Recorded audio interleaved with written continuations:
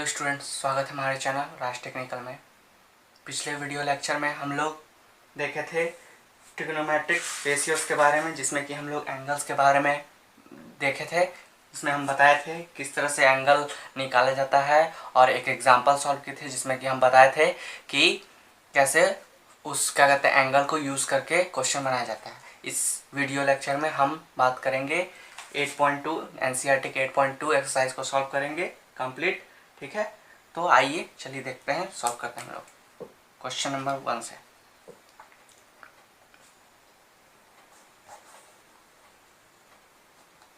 Question number 1 क्या है? Evaluate the following. पहला क्वेश्चन जो है वो इवेल्युएट द फॉलोइंग। उसमें जो पहला क्वेश्चन है वो है sine 60 degree into cos 30 degree plus sine 30 degree into cos 60 degree. ये हमारा सवाल है। ठीक है, तो इसका वैल्यू निकालने बोलता है। तो कैसे होता है? साइन 60 का वैल्यू हम लोग जानते हैं। साइन 60 का वैल्यू होता है √3/2। कॉस 60 का वैल्यू होता है 1/2। कॉस 30 का वैल्यू होता है √3/2 और साइन 30 का वैल्यू होता है 1/2।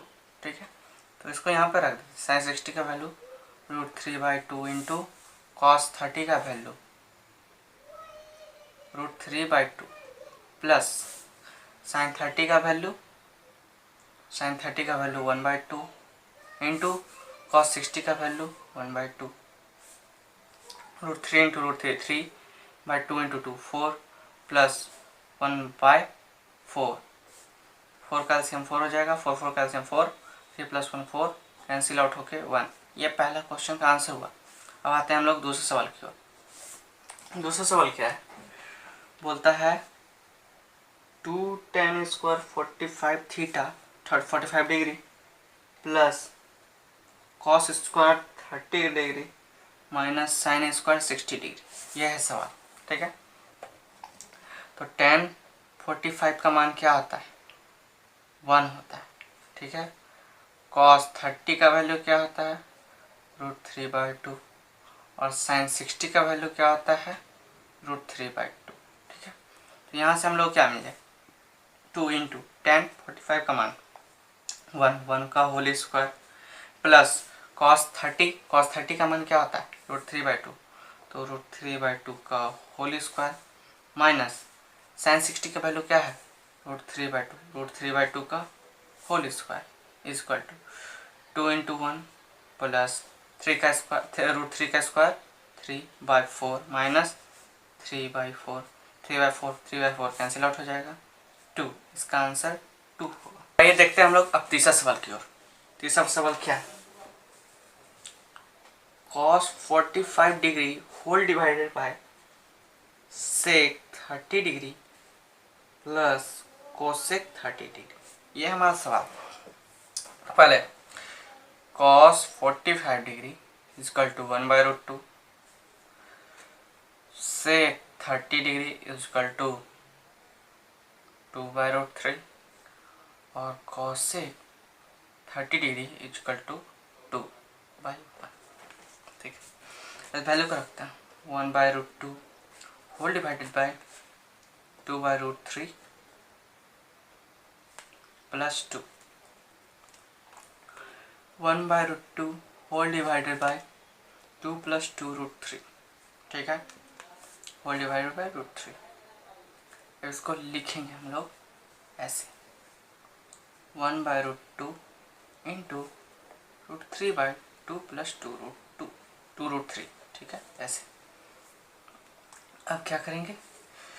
अब हम लोग यहाँ पे ऐसे करेंगे, √3 होल डिवाइडेड बाय मल्टीप्लाई कर देंगे तो 2√2 प्लस 2√6 ये हो जाएगा 2√2 प्लस 2√6। ठीक है, अब यहाँ से √3 होल डिवाइडेड बाय 2√2 कॉमन निकालेंगे तो क्या बचेगा? यहाँ 1 प्लस √3 बचेगा। ठीक है, 1 प्लस √3 बचेगा अब हम लोग क्या करेंगे, तो अब हम लोग रैशनलाइज करेंगे इसको, ठीक है। तो ऊपर नीचे हम लोग मल्टीप्लाई कर देंगे 1 माइनस रूट 3 से, ठीक है। ऊपर क्या हो जाएगा, root 3 minus 3 whole divided by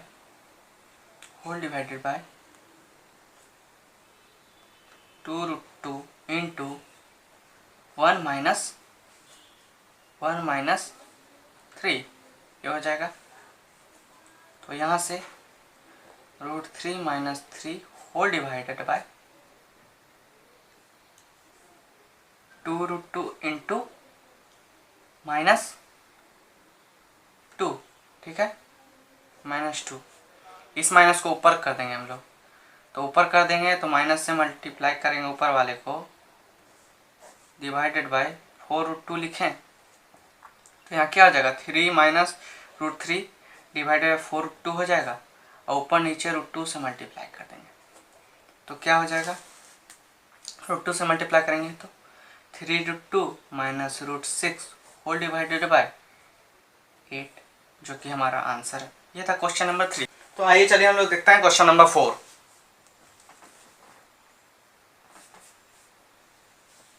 question number 4 क्या कर रहा है, sine 30 degree plus tan 45 degree minus cosec 60 degree whole divided by sec 30 plus cosec 60 plus cot 45 degree. ये हमारा सवाल है। हम लिखते हैं साइन 30 का value 1/2, tan 45 1/1, tan 45 1, cosec 60 2/√3, sec 30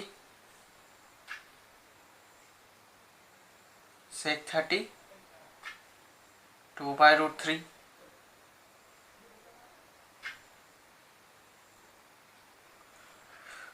और cos 60 1/2, cot 45 equal to 1 cot 45, ठीक है। अब आगे चलते हैं हम लोग सवाल की ओर, ठीक है। तो साइन 30 का वैल्यू क्या होता है, 1/2 प्लस tan 45 का मान 1 माइनस cos 60 का मान 2/√3 whole divided by sec 30 2/√3 plus cos 60 का मान 1/2 cot 45 का मान 1, 2/√3 √3 plus 2√3 minus 4 whole divided by 4 plus √3 4 plus √3 plus 2√3 whole divided by 2√3 cancel out हो गया, √3 plus 2√3 3√3 minus 4 whole divided by √3 plus 4। क्या करेंगे अब हम, कुछ नहीं, ऊपर नीचे हम लोग मल्टीप्लाई कर देंगे √3 plus 4 divided by 3√3 minus 4 divided 3√3 minus 4 से, ठीक है। तो अब 3√3 माइनस 4 का whole square whole divided by 3 3 9 3 27 minus 4 3 3 9 3 27 minus 4, ठीक है, नहीं 4 नहीं 4 16 हो जाएगा यहाँ पे, ठीक है। तो यहाँ पर 3 का स्क्वायर 3 3 9 27 प्लस 16 माइनस 2ab, ठीक है, होल डिवाइडेड बाय यहाँ पे हो जाएगा 27 माइनस 16 11 हो जाएगा, इज इक्वल टू हो जाएगा 43 माइनस 24√3 डिवाइडेड बाई 11। यही है हमारा आंसर है। ये था क्वेश्चन नंबर 4। अब आते हैं क्वेश्चन नंबर 5 पे। क्वेश्चन नंबर 5 क्या कर रहा है, 5 cos square 60 degree plus 4 sec square 30 degree minus 10 square 45 degree whole divided by sine square 30 degree plus cos square 30 degree. ये है सवाल। तो हम पहले वैल्यू लिखते हैं, sine 30 is equal to 1/2 cos 30 √3/2 tan 45 is equal to 1 sec 30 is equal to 2/√3 और cos 60 degree equal to 1/2। यही है क्वेश्चन। 5 इंटू 1/2 का होल स्क्वायर प्लस 4 इंटू 2/√3 का होल स्क्वायर माइनस 1 का स्क्वायर होल डिवाइडेड बाय 1/2 का होल स्क्वायर प्लस √3/2 का होल स्क्वायर। ठीक है, √3/2 का होल स्क्वायर। तो 5/4 plus 16/3 minus 1 whole divided by 1 plus 3/4 is equal to 12 हो जाएगा। 4 3 12 5 3 15 प्लस 3 चौका 16 चौका 64 64 माइनस 12 होल डिवाइडेड बाय 4/4। तो ये कैंसिल आउट होकर 1 हो जाएगा। अब आते हैं हम लोग 64 में से 12 चल जाएगा, कितना बचेगा 15 प्लस 2 5 52 हो जाएगा। Whole divided by 12 5 2 7 5 1 6 67/12। ये था हमारा आंसर। ये था क्वेश्चन नंबर 1। अब आते हैं हम लोग क्वेश्चन नंबर 2। क्वेश्चन नंबर 2 पे आते हैं हम लोग।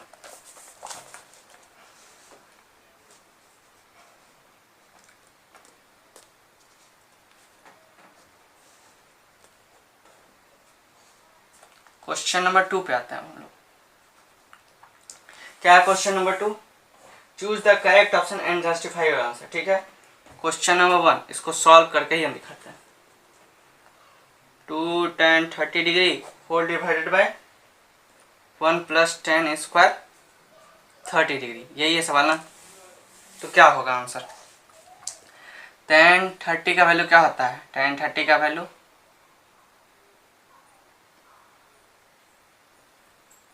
1/√3 यही होता है। तो 2 into 1/√3 whole divided by 1 plus 1/√3 का होल स्क्वायर क्या हो जाएगा 2/√3 होल डिवाइडेड बाय 1 प्लस 1/3। तो यहाँ से क्या लिख सकते हैं हम लोग 2/√3 whole divided by 3 plus 1/3 is equal to 2/√3 into 3/4 लिख सकते हैं। 2 से 2 गया और ये √3 टाइम चल गया √3/2। तो इसको लिख सकते हैं √3/2। तो इसको लिख सकते हैं साइन 60 डिग्री। साइन 60 का वैल्यू भी √3/2 होता है। तो ये हो जाएगा इस ऑप्शन का आंसर। ठीक है, अब दूसरा जो सवाल आता है, दूसरा सवाल क्या है, दूसरा सवाल क्या है आपका 1 minus tan square 45 degree whole divided by 1 plus tan square 45 degree. यही है सवाल। tan 45 का मान हम लोग जानते हैं 1 होता है। तो यहाँ 1 माइनस 1 का square whole divided by 1 plus 1 का स्क्वायर, तो 0/2। तो इसका जो वैल्यू होगा वो 0 होगा। ये आंसर होगा, ये ऑप्शन में दिया हुआ। ठीक है, तो यहाँ पे दूसरा का ऑप्शन डी हो जाएगा, दूसरा का ऑप्शन डी हो जाएगा, पहला का ऑप्शन ए हो जाएगा। ठीक है, अब आते हैं हम लोग तीसरा नंबर क्वेश्चन पर। अब आते हैं हम लोग तीसरा नंबर सवाल पर।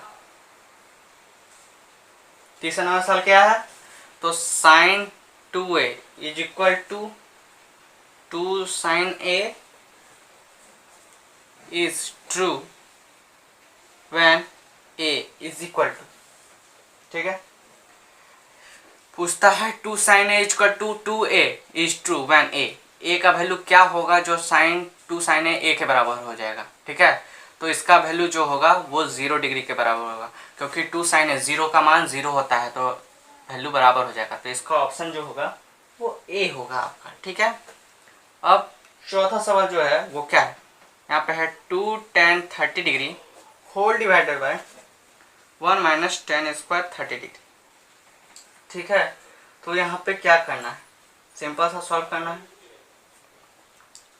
2 tan 30, tan 30 का मान क्या है, tan 30 का वैल्यू हम लोग जानते हैं 1/√3 होता है। तो यहाँ से लिखेंगे 2 into 1/√3 whole divided by 1 minus 1/√3 का होल स्क्वायर। ठीक है, तो 2/√3 whole divided by 1 minus 1/3, 2/√3 3 minus 1/3। तो यहाँ से 2/√3 इंटू 3/2, 2 कैंसिल, √3 हो गया। तो √3 हम जानते हैं कि tan का भी वैल्यू होता है, tan 60 डिग्री का मान √3 होता है। तो यहाँ पे इसका ऑप्शन जो है वो आपका सी हो जाएगा। ठीक है, ये था दूसरे क्वेश्चन का पूरा आंसर। अब आते हैं हम लोग तीसरे सवाल की ओर।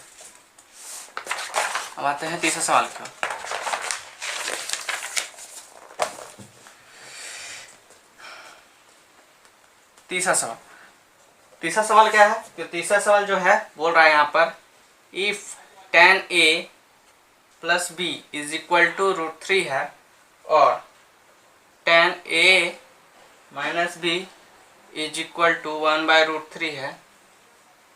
ठीक है, 1/√3 है, तो फाइंड a एंड b का वैल्यू निकालने बोलता है। और जहाँ पे a प्लस b जो है वो बड़ा या बराबर है 90 डिग्री के और 0 डिग्री से a प्लस b जो है बड़ा है। ठीक है, तो कैसे निकलेगा, सिंपल सा सवाल है ये।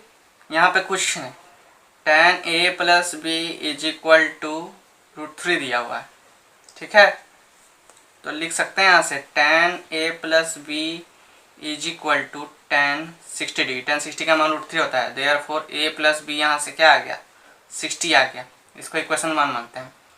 उसके बाद दूसरा tan a माइनस b क्या होता है 1/√3।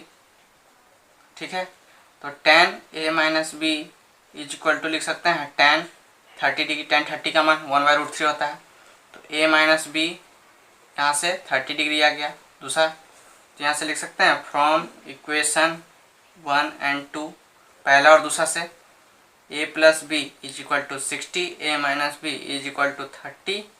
तो यहाँ से हो जाएगा 2a is equal to 90, therefore a is equal to 45 और b is equal to 15 degree. ठीक है, तो ये था हम लोग का तीसरा सवाल का आंसर। ठीक है, ये था तीसरा सवाल का, जिसमें कि a 45 है, b 15 है।